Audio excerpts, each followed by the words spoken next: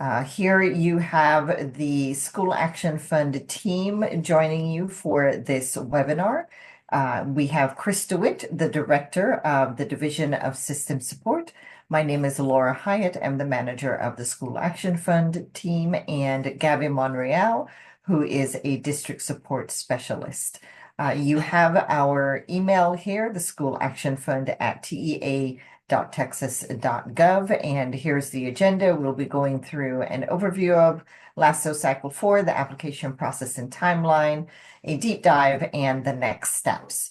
Here's a few FYIs. Please submit all of your questions during the webinar using the Zoom Q&A. We will not be answering any questions during the webinar. So we strongly encourage you to submit your questions. The FAQs will be released no later than November 3rd and updated weekly. So we want to be able to answer everybody's questions as fully as possible. So please submit them in the Zoom Q&A. We will have this recording today as well as another webinar tomorrow. And so the slides and the recording will be posted on the LASO 4 cycle website once all of the webinars have been completed. And remember that we also will have follow-up questions that you can send to the email address at laso@tea.texas.gov for any follow-up questions. So let's jump straight ahead into an overview of the LASO Cycle 4, where we are. So biggest LASO cycle, $500 million in estimated services and supports. We have 15 initiatives to support learning acceleration and innovation. And one more time, only one application to access funding. And in this cycle, we are going to include in the portfolio and focus on 4 of the learning acceleration strategies, and you have them here: curriculum and instruction, education and training, more time, and innovative school models. So all 15 initiatives will fall under one of these 4. On the next slide, you will see just a really quick outline of the 15 initiatives. And yes, this print is really tiny, but again, the recording and the slides will be put up on the LASO portfolio. But this gives you an idea as far as where the 15 initiatives will fall under the 4 learning acceleration strategies. And so we have a lot to cover with you, and we are going to now go into the School Action Fund deep dive. And for that, I am going to pass it over to Gabby Monreal. Thank you. So as Laura mentioned, we're going to start with a deep dive, including an overview of the School Action Fund. The School Action Fund theory of action is that a strong planning process, along with fidelity to its implementation, will result in improved student outcomes and an increase in the number of high-performing schools. The School Action Fund, or SAF, awards grants that support whole school strategies districts use to increase access to high-quality schools, meet community needs, and address chronic underperformance. The SAF Grant North Star is for each campus to be A or B rated within 2 years of implementation, helping districts to provide more students access to schools they need, want, and deserve in their communities. Planning inputs are focused on an ESF-aligned school design plan and a performance agreement that outlines model elements, flexibilities from district practices, and ambitious student outcome goals. Implementation outputs are focused on high-quality instructional materials, research-based instructional strategies, and school model components. We're going to go into the SAF essentials. And before jumping into eligibility, let's cover some basics. A school action is a whole school strategy districts use to increase access to high-quality schools, meet community needs, and address chronic underperformance. The School Action Fund is one of the main ways TEA supports campuses to plan and implement excellent school actions. There are 4 school actions that we support in SAF. 3 of those actions will be available in SAF Cycle 10 in LASO 4, and they are restart a chronically underperforming campus, create a brand new campus, and reassign students to a higher performing campus. To be eligible for SAF in Cycle 10, campuses must be Title I serving and either comprehensive support, targeted support, or additional targeted support identified. The inclusion of additional targeted support identified campuses is new for Cycle 10 eligibility. Also, to be eligible for either a Restart or Create New award, a campus must not have received a previous SAF grant since 2019-2020. For a reassigned grant, a campus may either have never received a SAF grant before or been a prior grantee and is now going to be closed. This option is not available for current SAF grantees, as in those who currently have planning, implementation, or continuation grants in cycles 7, 8, or 9, LASO 1, 2, or 3. The first year of the SAF Cycle 10 grant is awarded through LASO 4 process. Subsequent phases of the grant are awarded based on successful completion of all grant requirements. Applications for each subsequent phase of the grant opens in the spring. So if you start in SAF Cycle 10 LASO 4, you stay in SAF Cycle 10 LASO 4. You do not then become a part of LASO 5 as a SAF grantee in Cycle 11. These are the support and resources included with a SAF grant. On the next slide, Laura will show you the anticipated campus direct grant amounts and SAF technical assistance, or TAs, in-kind support, which TA pays for.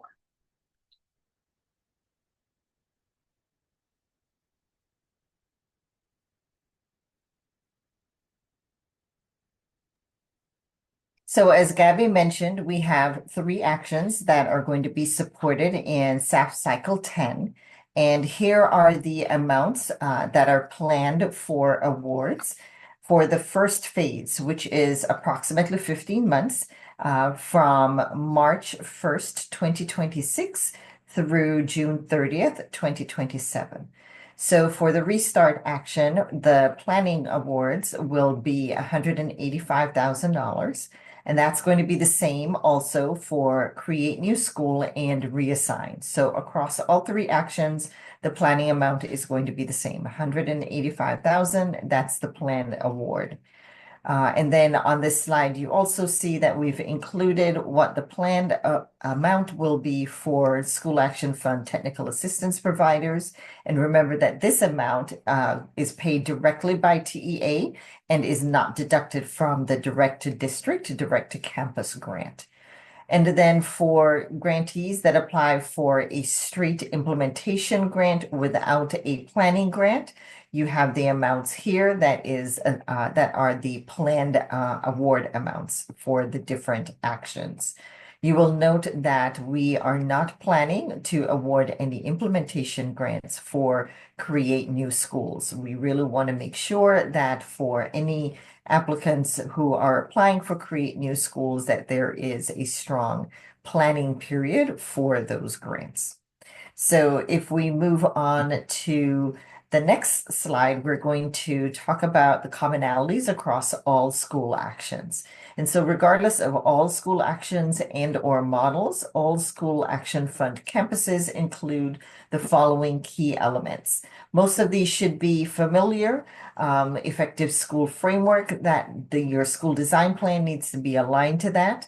The inclusion of high quality instructional materials and research-based instructional strategies. Those are defined and outlined in the program guidelines. Also a strategic use of instructional staff and times. There are examples such as ADSI or blended learning, and also a campus leader with a track record of success. We have found that these 5 commonalities lead towards better outcomes for students and more successful School Action Fund campuses in the long run.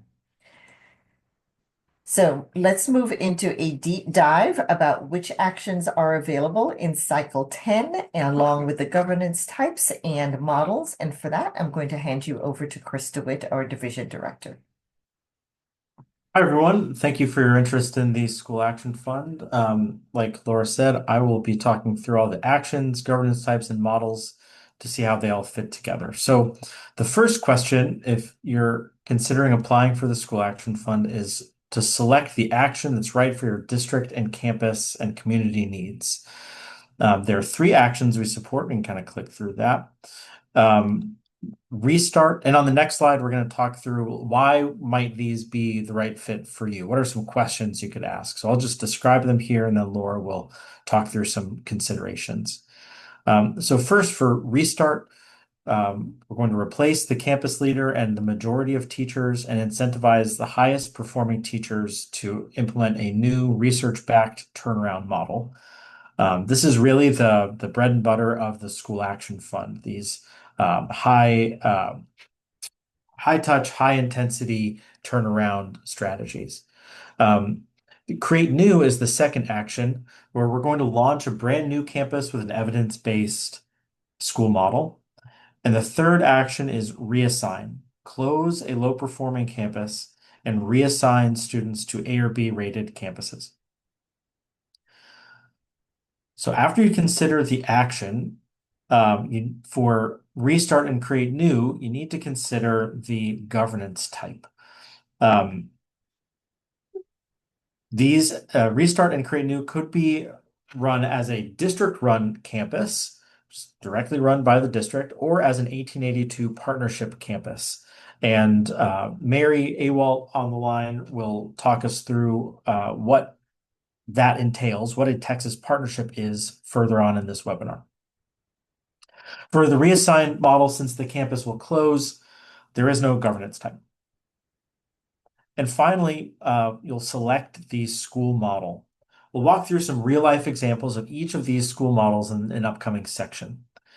For district-run restart campuses, the only model that the School Action Fund supports this grant cycle is ACE, the Accelerating Campus Excellence Model, um, which has a great track record for campus turnaround.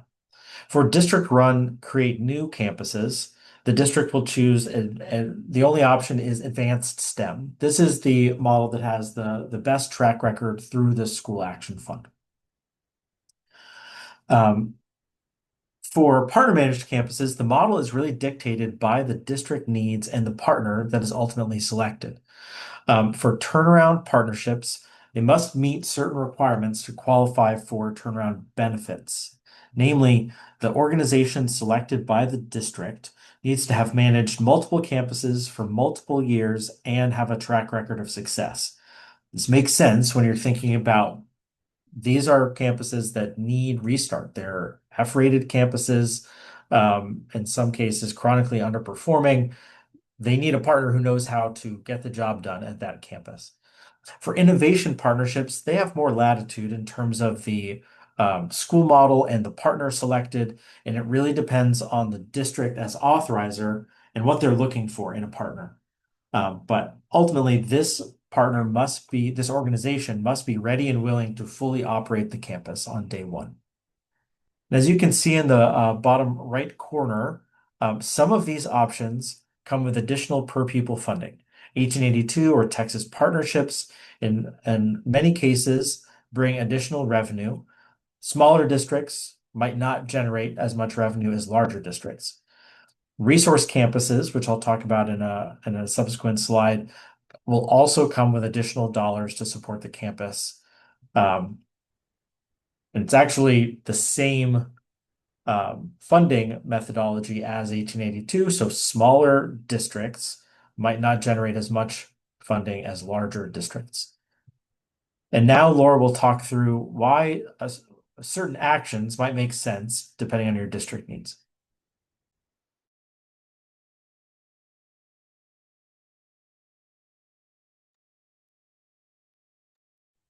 Thank you, Chris. So now that you know what is available in School Action Fund in Cycle 10, we want you to think about what aligns with your campus needs and your school system's context. So the actions again are restart a chronically underperforming campus that needs new staff. So we have some considerations for you to think about. The next action for creating a new school, maybe you have a need for a new high quality option, especially for students who may qualify for Title I. Or you may have a chronically underperforming campus and or a school with low enrollment, and you might be right-sizing your school system. And so the reassign action may be your best option. So I'll give you about 30 seconds to take a look at the considerations and think about whether or not something here resonates with you and whether or not a specific campus within your school system comes to mind.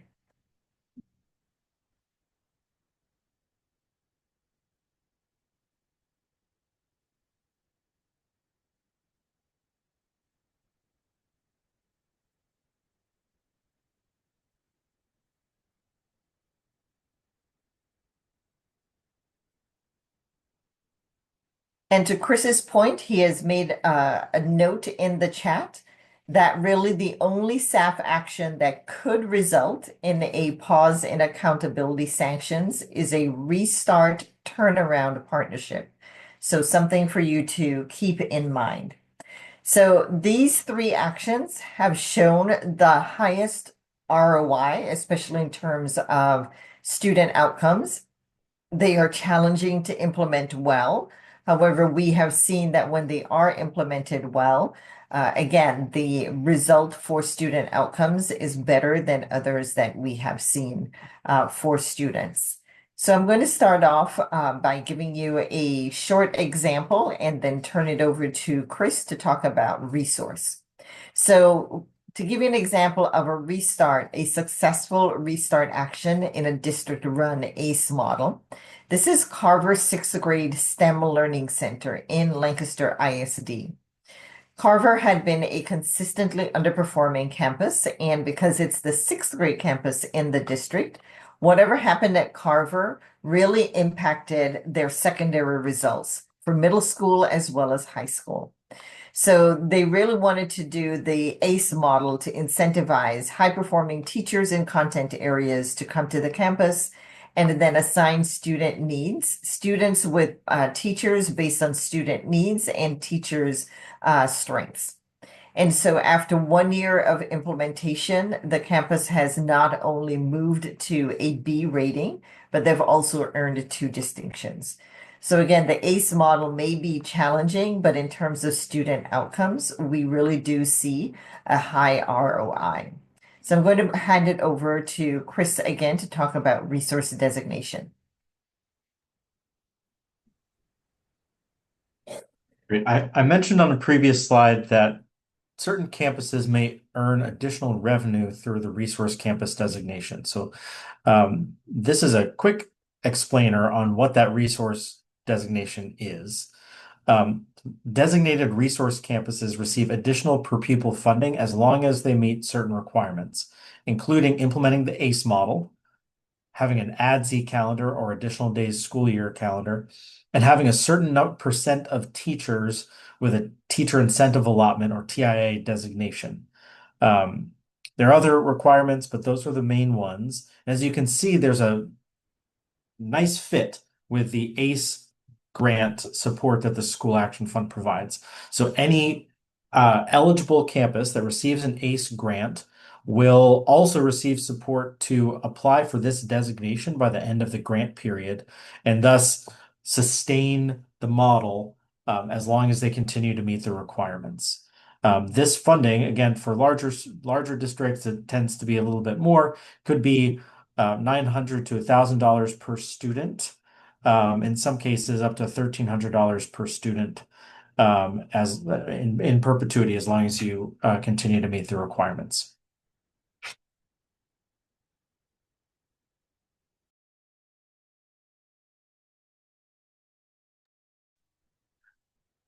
So the other governance type that we mentioned for the restart action is the 1882 Texas Partnership.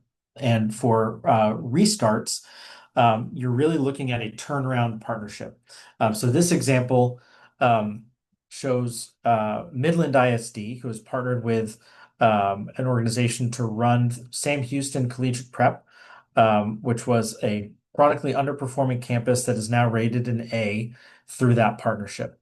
Um, the as you can see, they went through a call for quality schools, carefully vetted and selected that partner, and devolved autonomy to that partner to run the model, run the campus as they see fit to get the results they're getting. If the campus did not get those results, then the authorizer would be able to take action on that partner. But the best way to avoid closing a low-performing charter school is to not open it in the first place. Do all the strong vetting on the front end to make sure you get the partner who's ready to get the job done.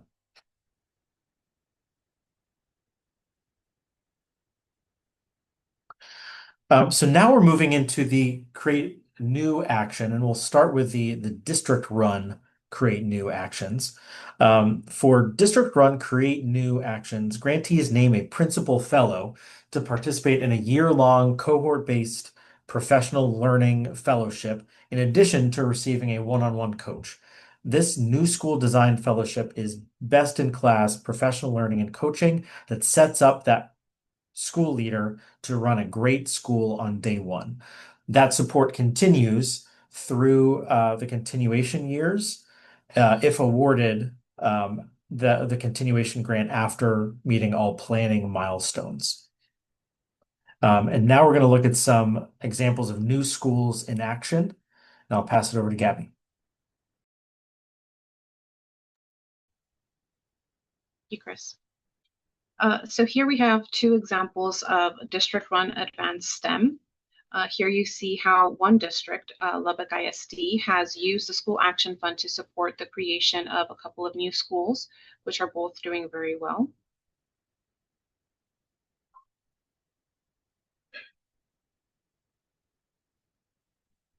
So Lubbock ISD shows you that this is a successful strategy. We will go through a few slides to show you examples of how you might use the Create New action in conjunction with a brand new building, an existing building, and empty facility, and a building that is being underutilized.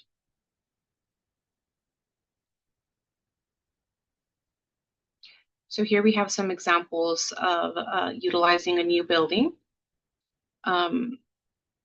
For total different reasons, Texarkana ISD and Ector County ISD opened new schools, hired principals early, and staff supported this process.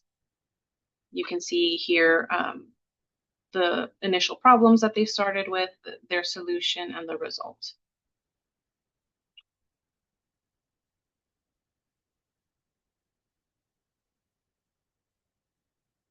Here we have examples utilizing empty buildings. I'll give you a few seconds to read over these examples as well. These examples of empty buildings being turned around into new schools in Aldine ISD and Ector County ISD.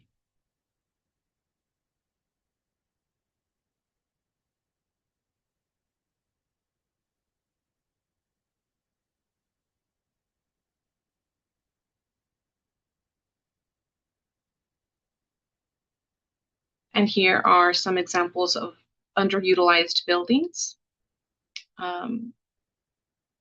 So in these two examples, the two buildings that were being used as schools, but they were significantly under-enrolled and were used to create new school options for their communities. So on the next few slides, Mary Awalt will talk about the Texas partnerships as another option. Hello. So I will give you a high-level overview of the steps necessary and to go through the Texas Partnerships SB 1882 process, if you choose to do so. So under a Texas partnership, the district is the authorizer. They look for a high-quality, experienced operator to enter into a performance contract where the partner has responsibility for staff, curriculum, calendar, assessments, and other school-level decision-making. You'll hear the word initial, final, and sole throughout this process. So it's intended, as Chris explained, to hand over to the partner these responsibilities. The district is responsible for holding the partner accountable for academic and financial performance, and this is laid out in a performance contract. And also, as was mentioned, there are two types of partnerships: innovation partnerships and turnaround partnerships. Now, the benefits that come with Texas partnerships include additional funding, which isn't for all districts, but for some. This is additional FSP funds, and these additional funds continue while the partnership exists and is not a grant program. There's also accountability exemption benefits. Approved turnaround partnership schools with an overall F rating will receive, in most cases, a 2-year exemption from specific accountability-related sanctions. The school years in which a pause is enacted, it depends on what number you are on of consecutive unacceptable ratings. We have lots of resources out there available for you. Probably our most important is the Texas Partnerships website, which contains guides, handbooks, examples of benefits applications, and a pre-K partnerships guide, and lots of resources. And please give me a shout if you want to set up time just to visit about this, or for me to answer some questions or review documents. And my email is here at the bottom.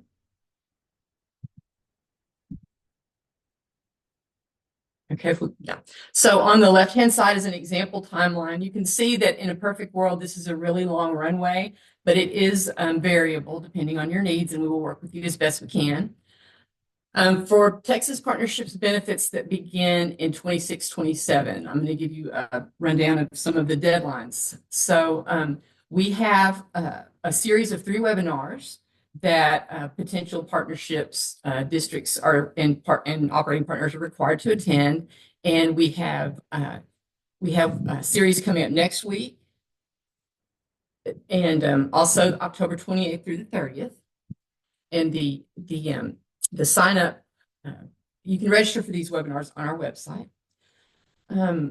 Friday, December 5th is an important date to remember. That is when we need to receive the mandatory letter of intent from districts. And also, if a district is developing their charter authorizing policy, partner application, and scoring rubric locally, they need to let us know at least 5 working days prior to the time that is released, or by Friday, December 5th.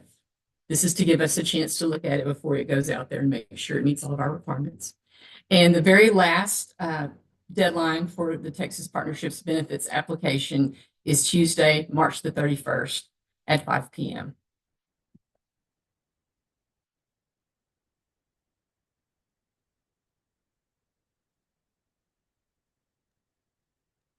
And Great. Thanks, Mary. So let's look at some examples of innovation partnerships in action. These are some examples that could be created through the School Action Fund. So this first slide shows how Fort Worth ISD partnered with a local organization, Neighborhood Pre-K, to develop a pre-K hub that has that operates multiple childcare centers around the city and effectively braids funding together, matches local federal funding for pre-K with the state K-12 funding for Fort Worth ISD, infusing more funding and capacity into the pre-K system and bringing those 3- and 4-year-olds under the Fort Worth umbrella. Our next slide here shows how San Antonio has partnered with institutions of higher education in their community to strengthen the ties between higher ed and K-12 by partnering with Alamo colleges to operate 3 schools as 1882 partnerships. These are early college high schools that provide students with access to dual enrollment and a really clear connection with the higher ed institution that they're partnered with. Another example is another pre-K partnership in Plevinston at Phillips. They are partnering with their Education Service Center, Region 16, to operate a pre-K for 3 and 4-year-olds, now serving over 100 3 and 4-year-olds in that rural community.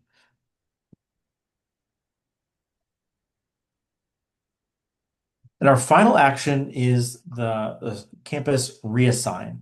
So this means that campuses will close and the campus will close and students will be reassigned to A and B rated campuses.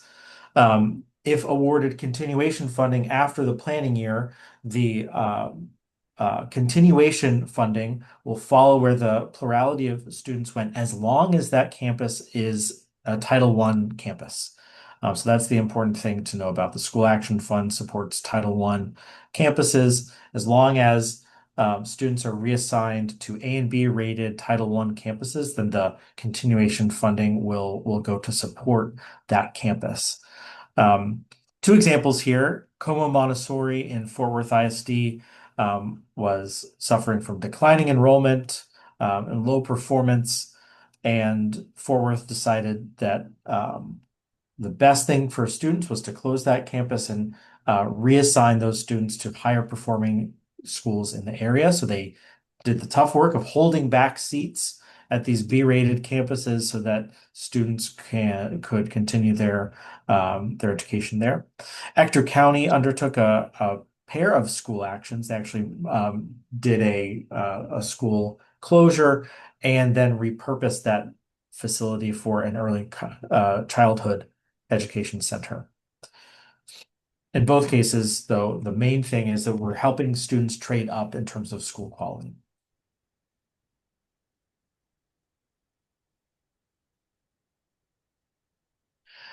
So one final thing to keep in mind with a reassign action, there is a commissioner rule that dictates how and when a district may close a campus. Texas Administrative Code 97.1066, if you're interested. Districts may not close a campus that has already earned its 4th acceptable rating. So if you could earn your 5th rating, so you're on UA4 and you could earn your 5th, you may not close that campus. The district may not close that campus.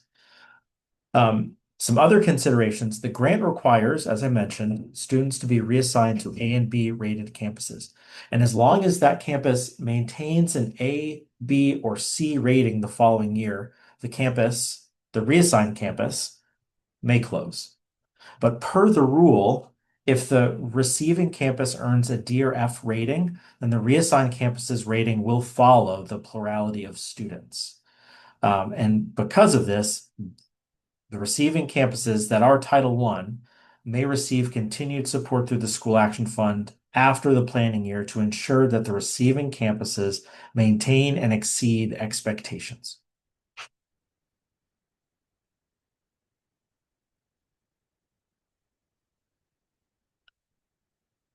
So where can you get help with additional questions? So the Center for School Actions is a group that TEA supports to help districts navigate this complicated world of school actions.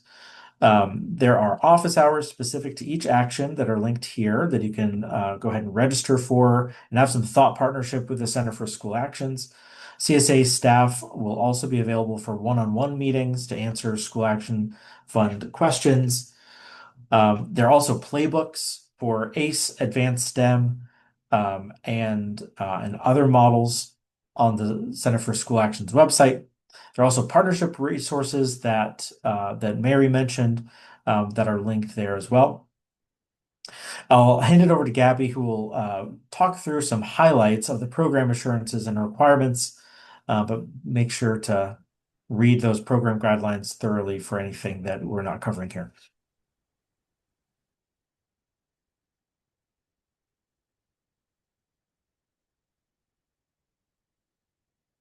So here are some requirements for create new actions for District 1.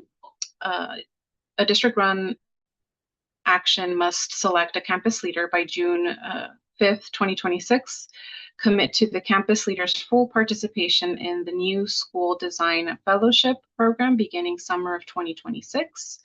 New schools may also be created through the conversion from a district-run campus to an innovation partner managed school. Please note that campus phase out is not provided by the 26-27 School Action Fund Planning and Implementation Grant.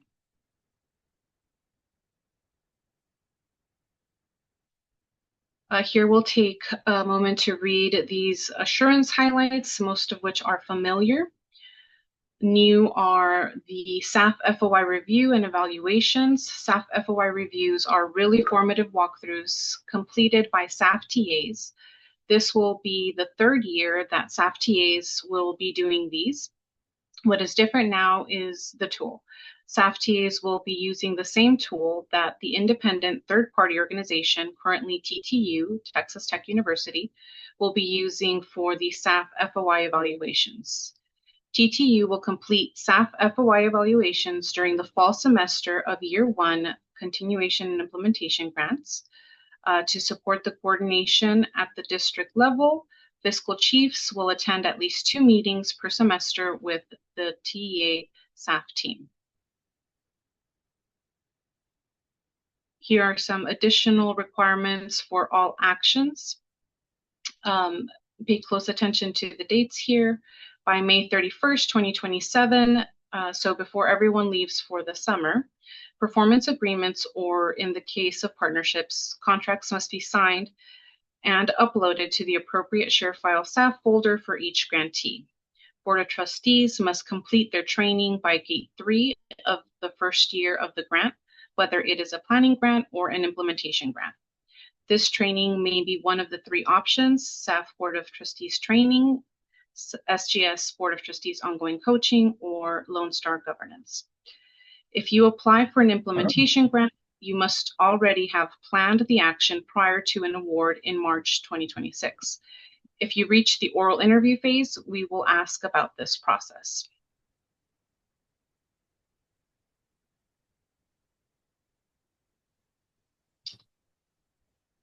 And now I'll pass it over to Laura. Thank you, Gabby. So we know with 15 initiatives in the bundle of LASO 4, there's a lot to select from. So again, we want you to carefully think about what you are selecting as you peruse the options that you have. And so all of the initiatives have created something similar to what you're seeing here to give you an idea of what the time commitments would look like for different stakeholders within your school systems.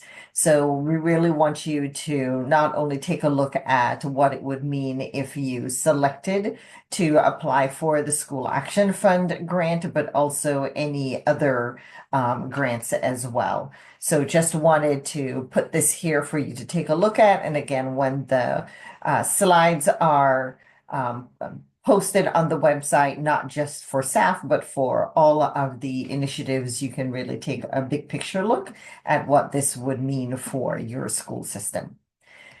So moving on, we're going to take a look at the grant scoring and methodology. Some of our priority points especially have changed, so want to take a look at those. I'm going to give you about 30 seconds to take a look at these, and then I will talk through and highlight a few of them.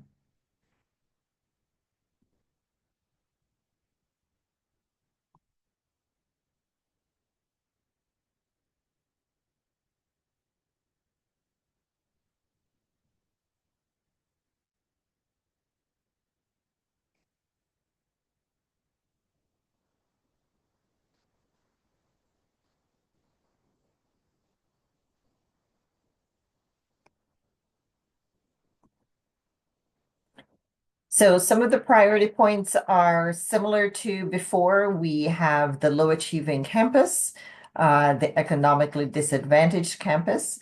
We are adding points for campuses that have previously been awarded a Strong Foundations Implementation Grant. So really doubling down on HQIM. We are going to be focusing and awarding points for school systems that have either a state-appointed board of managers and or at least 5 years of unacceptable accountability ratings. We're also going to be awarding priority points for school systems with a fully approved and implemented TIA system or ETIA system, the enhanced TIA system.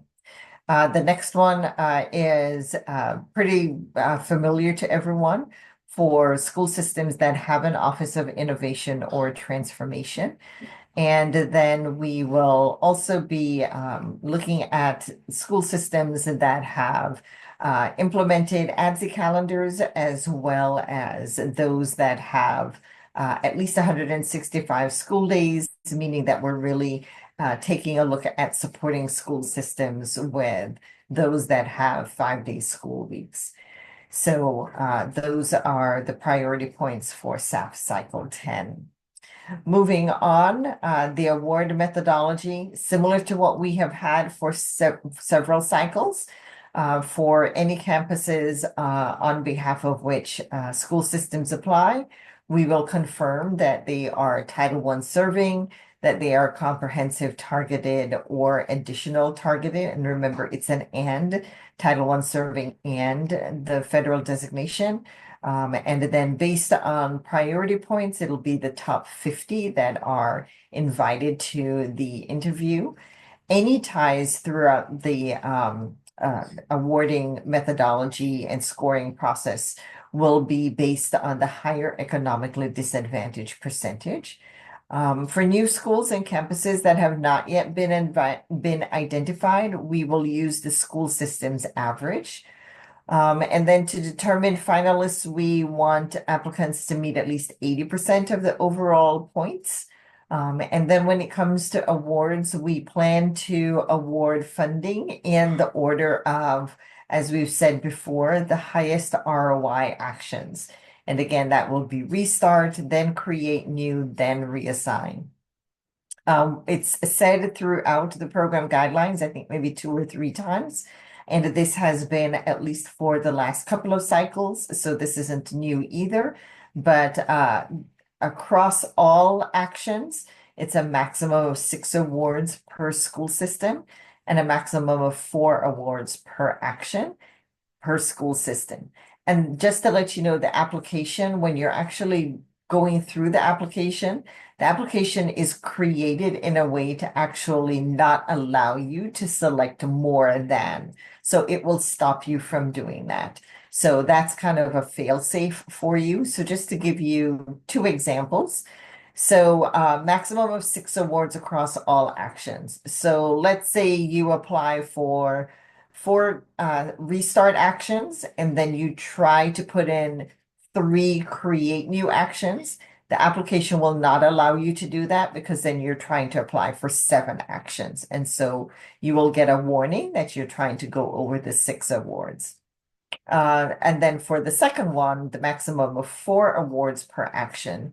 If, for example, you try to apply for 5 reassign actions, the application itself will not allow you to do that because you're trying to apply for 5 of an action, which is more than 4 of any one action.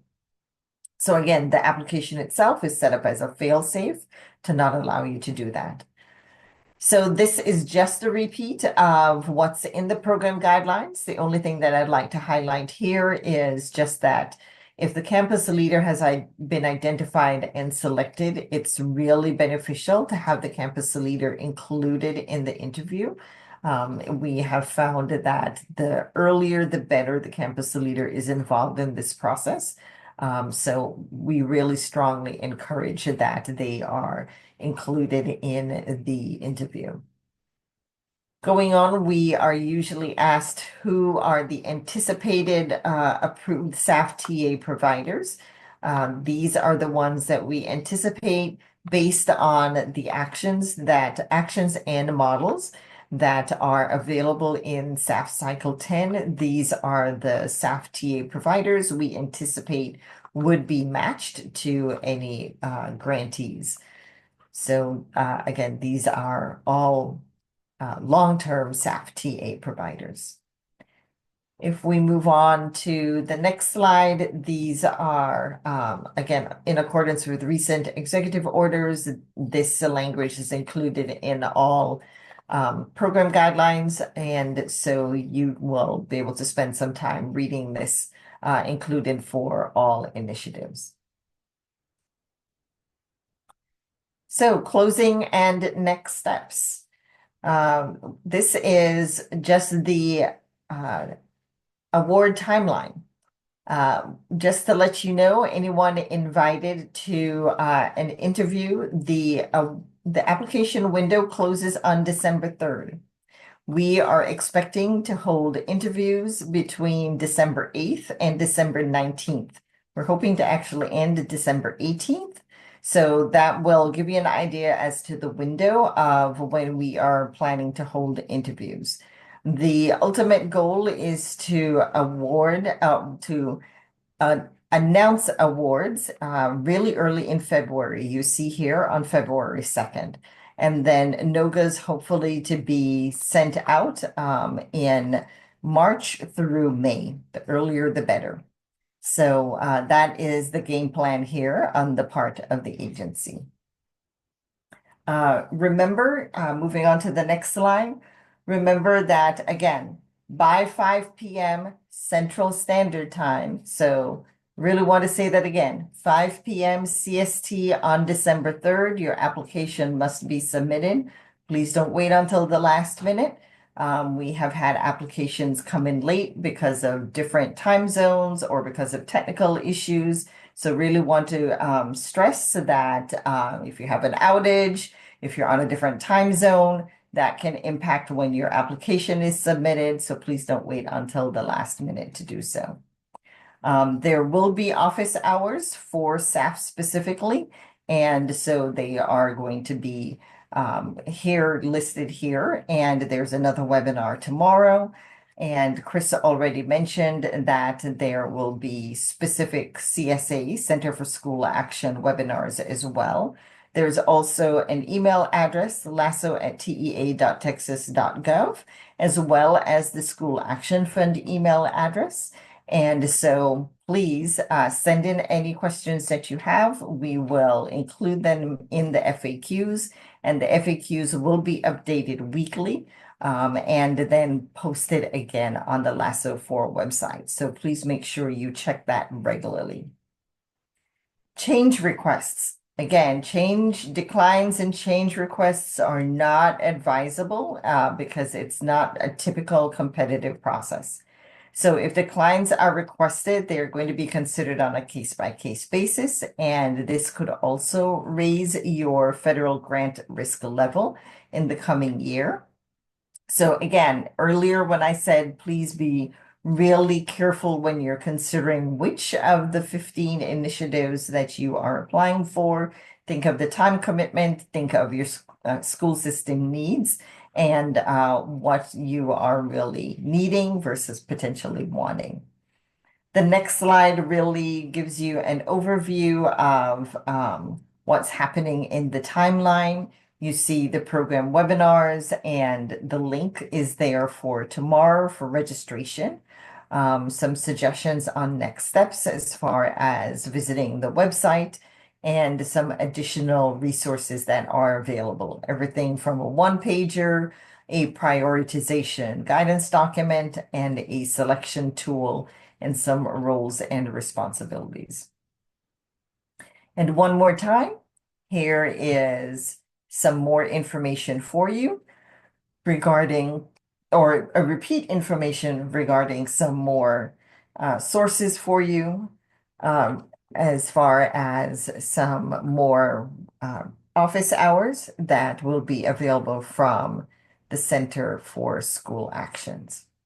And I understand that Chris is responding to some of the questions in the chat. So let's see what he has already answered. Great. I'll And just answer some of these live, and thank you for all the questions that folks have put in the chat. We will also add these to the FAQ, but since we have time, we can talk through some of these that we have clear answers for. So could a district apply for an implementation school action fund grant if we have already done internal planning for a restart? Yes. There is the ability to kind of go straight to implementation if the district has already planned with a technical assistance provider, and can demonstrate their readiness to fully implement the model on day one of school year 26. If that's not going to be the case, if they haven't worked with a technical assistance provider, or if they are not going to be ready to fully implement in school year 26, we strongly suggest applying for a planning grant to get all of that done, and the campus would open in school year 27 in full implementation. If applying for a reassigned school action, what are the required grant activities and fund usage? Do the funds follow the majority of students merging into the receiving school community? So we'll have to get back to you on the grant activities and fund usage if they're not in the program guidelines. But the funds would follow the majority, or if there's no majority, the plurality of students merging into the receiving campus, as long as it is Title I, and would be able to receive these funds.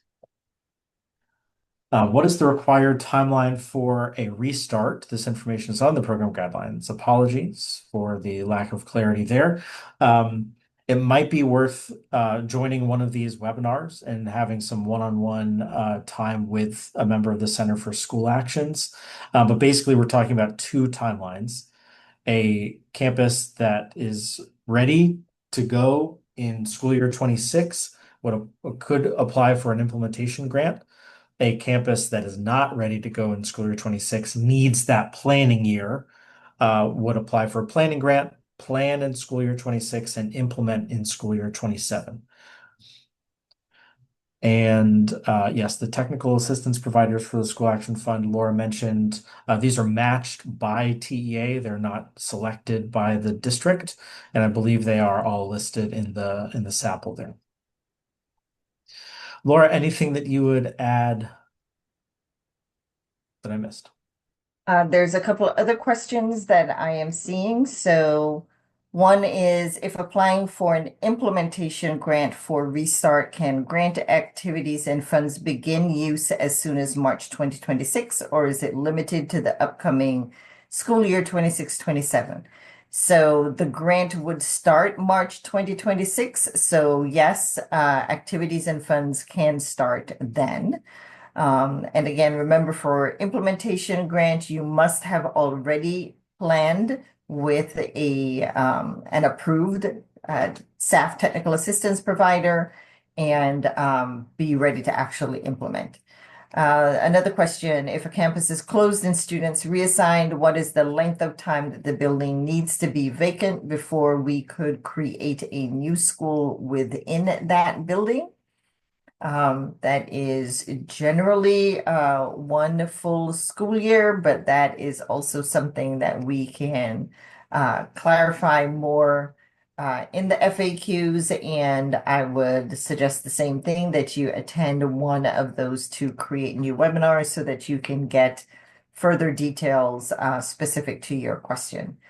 Does the federal designation labels also include re-identified and progress categories within the federal labels? Yes, if it's comprehensive, it's comprehensive. If it's targeted, it's targeted. So yes, it doesn't matter what comes after that.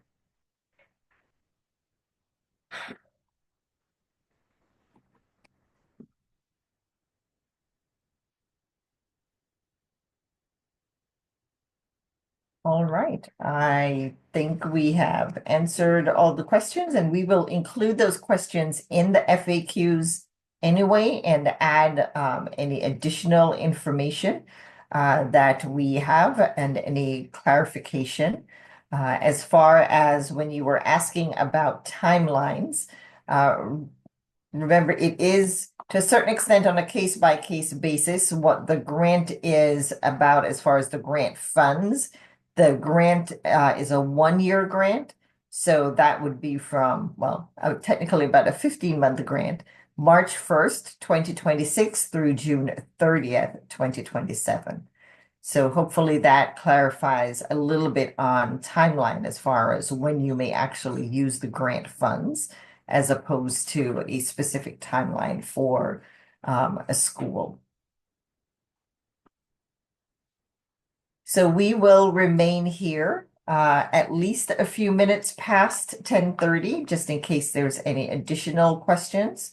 But for right now, we've been through all the information in the webinar. When the slides are posted, there's a few additional slides in the appendix just for some additional context. Thank you again for joining us. We will have our second webinar tomorrow afternoon. If you have any additional staff members in your organizations, your school systems, your ESCs, please ask them to join us tomorrow afternoon. And in the meantime, thank you for your interest in the School Action Fund, and we will go ahead and end the recording for this morning. Thank you again.